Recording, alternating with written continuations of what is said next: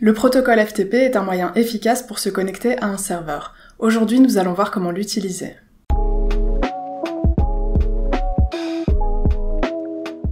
Bonjour, c'est Nora et sur cette chaîne, je vous aide à optimiser votre site WordPress. Grâce à FTP et sa version sécurisée SFTP, vous pouvez facilement modifier, déplacer ou supprimer des fichiers sur votre serveur. Je vous montre tout de suite comment procéder.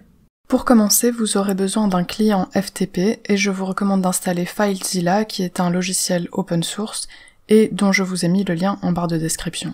Il faudra donc télécharger le client et pas le serveur. En cliquant sur ce bouton, vous arrivez à une page qui détecte votre système.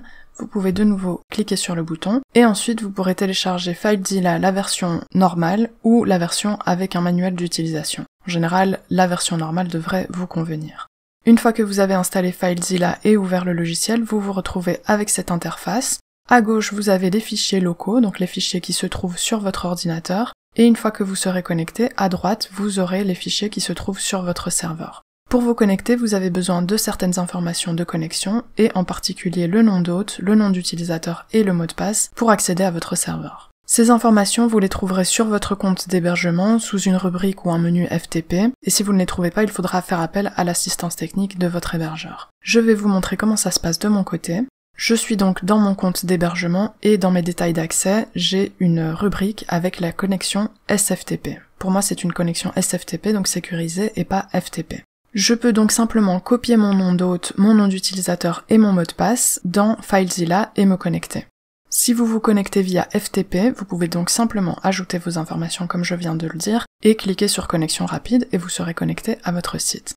Par défaut, FileZilla tente de vous connecter via FTP. Si vous utilisez SFTP, vous devez donc le signaler à FileZilla. Dans tous les cas, je vous recommande de vous rendre dans Fichier et Gestionnaire de site, donc que vous utilisiez FTP ou SFTP, et vous pourrez enregistrer votre connexion, votre site dans ce gestionnaire de site. Une fois que vous l'aurez fait, il vous suffira de cliquer sur cette petite flèche et de choisir le site auquel vous souhaitez vous connecter. Et donc vous ne devrez pas chaque fois rentrer vos informations de connexion. Je vais donc rouvrir mon gestionnaire de site et je vais ajouter un nouveau site. Je dois choisir mon protocole, donc comme je l'ai dit dans mon cas ce n'est pas FTP mais bien SFTP, c'est important que vous choisissiez le protocole adéquat, et ensuite je vais simplement remplir mes informations de connexion. Je peux cliquer sur OK pour enregistrer le site ou sur connexion pour m'y connecter directement. Je vais cliquer sur OK, et ensuite je vais me connecter au site via le raccourci et je clique sur le site auquel je souhaite me connecter.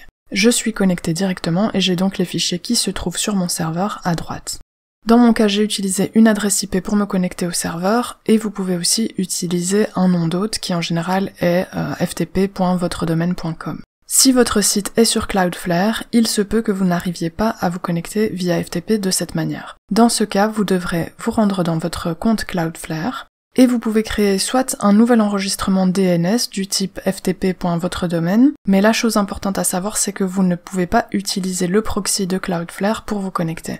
Donc il faudra cliquer sur modifier l'enregistrement et désactiver le proxy. Et c'est pour cette raison que c'est plus facile de créer un nouvel enregistrement DNS qui n'utilise pas le proxy plutôt que de chaque fois venir désactiver le proxy lorsque vous devez vous connecter à votre serveur. J'espère que ce tutoriel vous a été utile et que vous pourrez optimiser vos processus. Si c'est le cas, n'hésitez pas à liker cette vidéo et à vous abonner. Vous pouvez me poser vos questions en commentaire et je vous dis à bientôt.